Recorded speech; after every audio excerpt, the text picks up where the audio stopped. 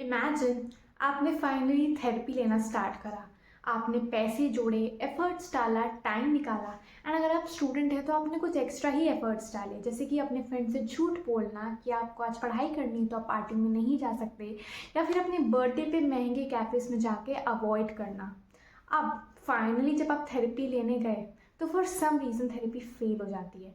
Now you have three things to do: sue the therapist and demand your money back, make a viral rant video exposing the therapist, or the last and my favorite one, declare therapy a scam and warn your friends या therapy वेरेपी कुछ नहीं होता.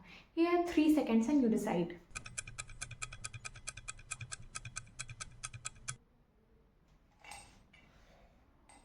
Just kidding, because you can actually do none of them. Ethically and legally ये सारे ही options गलत हैं. अगर therapy काम नहीं कर रही तो इसका ये मतलब नहीं है कि थेरेपिस्ट गलत है या फिर ये प्रोसेस ही फेक है. इसके और भी रीजंस हो सकते हैं, and in this video I will tell you in detail, so watch till the and.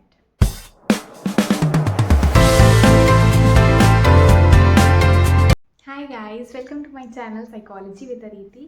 I am Aditi, a trainee psychologist, and in this video I will tell you कि कौन कौन से वो reasons होते हैं जिसकी वजह से कभी कभी थेरेपी फेल हो जाती है. So watch till the end, let's begin. So therapy is a powerful tool of self growth and healing, because कभी कभी आपको दवा की नहीं थेरेपी की ज़रूरत पड़ती है.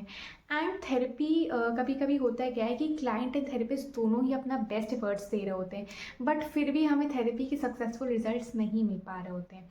अब इसका मतलब ये नहीं है कि ये प्रोसेस ही गलत है. इसमें कभी कभी कुछ और भी एक्सटर्नल या फिर इंटरनल बैरियर्स होते हैं जो कि हमारी हीलिंग को ब्लॉक कर रहे होते हैं. एंड आज हम डिस्कस करेंगे कि कौन से ये बैरियर्स हैं एंड इन्हें आइडेंटिफाई कैसे करना है, कैसे इनसे टैकल करना है for a successful growth journey, because don't let anything stop yourself from recovering. Okay, so तो सबसे पहला जो बैरियर है वो है लैक ऑफ ऑनेस्टी. कि सी थेरेपी का जो फाउंडेशन है ना वो ऑनेस्टी एंड ट्रस्ट पे बिल्ड होता है. आपको अपने थेरेपिस्ट के साथ ओपन होना बहुत इंपॉर्टेंट है, बिकॉज अगर आप ओपन नहीं हो रहे हो फॉर एनी रीज़न, कि आपको डर लगता है कि ये मुझे जज करेगा, या फिर आपको लगता है मेरी बेइज्जती हो जाएगी, या आप अपने उस चीज़ को अवॉइड कर रहे हो जो कि आपके लिए पेनफुल है, तो फिर आप अगर ये चीज़ कर रहे हो तो थेरेपिस्ट एक्चुअली कभी भी आपके कोर इश्यू तक नहीं जा पाएगा. आपको कंप्लीट ट्रांसपेरेंसी रखनी है, हर एक चीज़ शेयर करनी है. आपको कई बार होता है क्या कि लोग इन्फॉर्मेशन विथहेल्ड कर लेते हैं, वो बताते ही नहीं हैं for some reason. And therapist उसी चीज़ पे काम करता है जो इन्फॉर्मेशन आप प्रोवाइड करते हो. अगर आप कुछ इंपॉर्टेंट या क्रिटिकल इन्फॉर्मेशन को छुपा रहे हो तो फिर आपकी प्रोग्रेस स्लो डाउन हो जाएगी.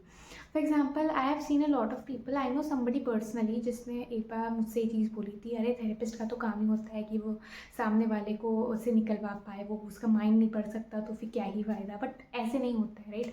Therapist are not mind readers. उनको नहीं पता कि आप कौन सी इन्फॉर्मेशन छिपा रहे हो ना आप कौन सी बता रहे हो. हाँ, ये चीज़ होती है कि जो बहुत ज़्यादा स्किल्ड थेरेपिस्ट होते हैं, बहुत सालों का जब उन्हें एक्सपीरियंस होता है तो वो चीज़ पकड़ लेते ही आपको छुपा रहे हो. बट फिर भी आपको when you are going, you are committing to your self growth and your self healing. जब आप इतना बड़ा स्टेप ले रहे हो कि आपको अपन में आपको हील करना है, तो प्लीज़ आप ये लैक ऑफ ऑनेस्टी की वजह से अपनी प्रोग्रेस को मत रोको. आप हर एक इन्फॉर्मेशन शेयर करो, भले ही आपको लगता हो कि ये इंपॉर्टेंट नहीं है या इसका क्या लेना देना, but just share everything. Be completely transparent with your therapist. So that is very important. So the second is unrealistic expectations. कि बहुत लोग ना अनरियलिस्टिक एक्सपेक्टेशंस के साथ थेरेपिस्ट के पास जाते हैं, and they believe they want instant results. उन्हें लगता है कि यार थेरेपी तो एक मैजिक क्योर है and it will heal all my problems. But see, I wish की थेरेपी एक अलादीन का चिराग होता तो मैं भी 3 विशेस मांग लेती, बट ऐसा नहीं है. Therapy is a process and आपको इसमें एफर्ट, टाइम एंड पेशेंस तीनों ही चीज़ें देनी पड़ती हैं. आप इसे ऐसे समझो कि like the first day when you go to a gym, तो आप जाते ही तो फिट नहीं हो जाते हो, राइट. आप पहले दिन ज्वाइन करते हो, आप over a period of time आप अपने डाइट को कॉन्शियसली लेते हो, आप एक्सरसाइजेस करते हो, आप it's a whole process, right. Dieting, exercising, आप कुछ फूड्स को अवॉइड करते हो. वैसे therapy is also a process. कि अगर आप कंसिस्टेंटली थेरेपिस्ट के साथ काम करेंगे तो आपको अपने अंदर वो चेंजेस दिखेंगे.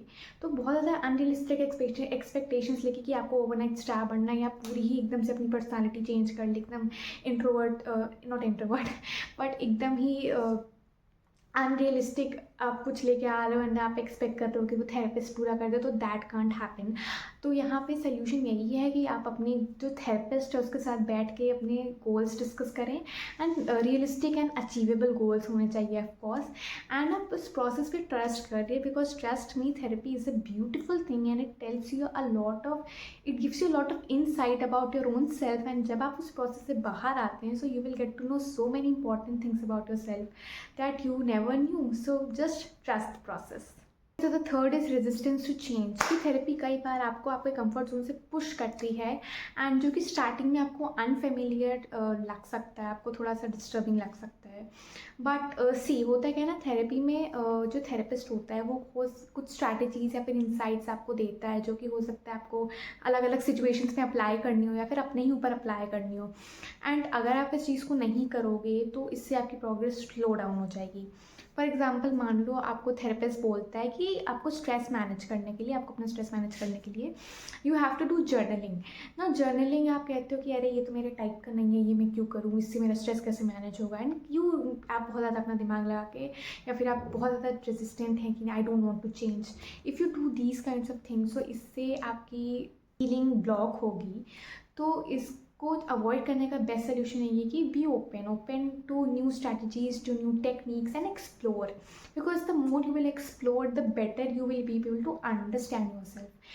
And in this process you have to work with the therapist, and आपको जो लॉन्ग टर्म फ्रूट्स मिलेंगे, आप जब उस चीज़ को देखोगे, then you will get satisfied कि you did a great job.